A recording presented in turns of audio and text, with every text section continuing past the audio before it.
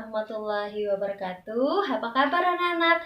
Masih tetap semangat ya belajarnya di rumah? Hari ini anak-anak akan belajar bersama Bu Liza, khususnya pada siswa kelas 6. Hari ini kita akan belajar tema 2, subtema 1, khusus pada muatan IPA, yaitu tentang cara makhluk hidup menyesuaikan diri dengan lingkungan. Tujuan pembelajaran kita hari ini, siswa dapat menjelaskan cara tumbuhan menyesuaikan diri dengan lingkungan. Silakan disimak. Yang hidup di sekitar kita itu beraneka ragam. Tahukah anak-anak kenapa tumbuhan itu beraneka ragam? Penyebabnya adalah tempat hidupnya yang berbeda-beda. Berdasarkan tempat hidupnya, tumbuhan dibagi menjadi 3. Yang pertama, tumbuhan xeropit, yaitu tumbuhan yang hidup di daerah yang kering. Ciri-cirinya, akarnya panjang, kemudian daunnya berbentuk duri atau sisik, kemudian batangnya tebal untuk menyimpan cadangan air. Contohnya, ada kaktus, kemudian ada lidah buaya. Yang kedua adalah tumbuhan higrofit.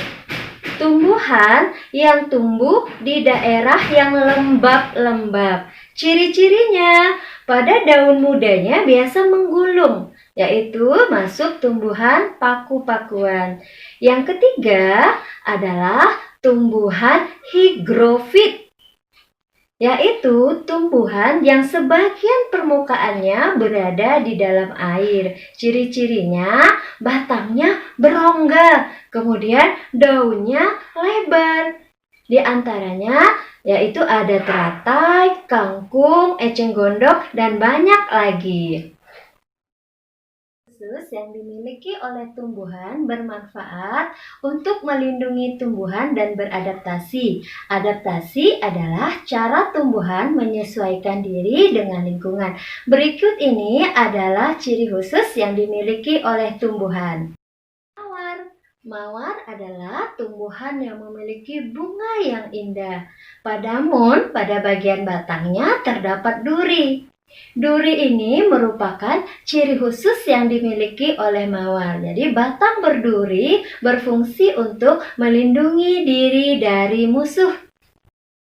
Venus. Tumbuhan Venus merupakan tumbuhan pemakan serangga. Dia memiliki daun berbulu dan berengsel. Jadi pada bagian daunnya ini mengeluarkan aroma sedap sehingga menarik serangga untuk masuk ke dalam daunnya. Ketika serangga sudah masuk ke dalam daunnya, maka akan ada cairan yang akan menghancurkan serangga sehingga nitrogen dapat diserap oleh tumbuhan. Selanjutnya adalah tumbuhan kantong semar. Tumbuhan ini tumbuh di daerah rawa-rawa. Kantong semar adalah tumbuhan pemakan serangga. Bagaimana cara kantong semar memikat serangga? Yaitu dengan mengeluarkan cairan nektar sebagai pemikat serangga. Sehingga ketika serangga sudah masuk ke dalam kantongnya, maka cairan inilah yang akan menghancurkan serangga sehingga nitrogennya dapat diserap oleh kantong semar. Yang memiliki ciri khusus selanjutnya adalah kaktus. Kaktus tumbuhan yang hidup di gurun dan padang pasir. Jadi, tumbuhan ini memiliki ciri khusus pada akar, batang, dan daun. Akarnya yaitu panjang dan berfungsi untuk menyerap air karena tumbuhan ini tumbuh di daerah kering. Yang kedua, pada bagian daunnya ini berbentuk seperti duri atau jarum. Ini berfungsi untuk mengurangi penguapan. Yang ketiga, batangnya tebal berlapis lilin. Ini berfungsi sebagai cadangan menyimpan air pada tumbuhan kaktus. Adalah teratai. Teratai tumbuh di permukaan air. Untuk menyesuaikan diri dengan lingkungannya, dia memiliki ciri khas pada akar, batang, dan daun. Akar teratai yaitu jenis akar serabut. Kemudian batangnya berongga. Rongga pada batang teratai ini berfungsi sebagai Masuknya oksigen sehingga walaupun tumbuh di air, teratai masih bisa bernapas.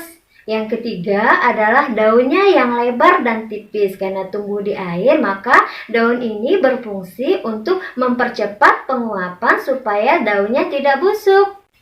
Selanjutnya, ada tumbuhan putri malu. Tumbuhan ini memiliki ciri khusus, yaitu daunnya mengatup apabila disentuh. Selain itu juga pada bagian batangnya terdapat duri. Duri ini berfungsi untuk melindungi putri malu dari musuh. Adalah pohon jati. Pada saat musim kemarau, pohon jati menggugurkan daunnya. Kenapa pohon jati menggugurkan daunnya? Ini berfungsi untuk mengurangi penguapan. Selain pohon jati, ada lagi pohon lain yang menggugurkan daunnya pada saat musim kemarau, yaitu ada tumbuhan kapas kedondong. Nah, bagaimana dengan penjelasan Ibu tadi tentang ciri khusus yang dimiliki oleh tumbuhan untuk menyesuaikan diri dengan lingkungan maupun mempertahankan hidupnya? Masih banyak ya contoh-contoh tumbuhan yang memiliki ciri khusus untuk beradaptasi dan mempertahankan hidupnya dengan lingkungan. Jadi anak-anak bisa melihat langsung dari pengamatan lingkungan sekitar.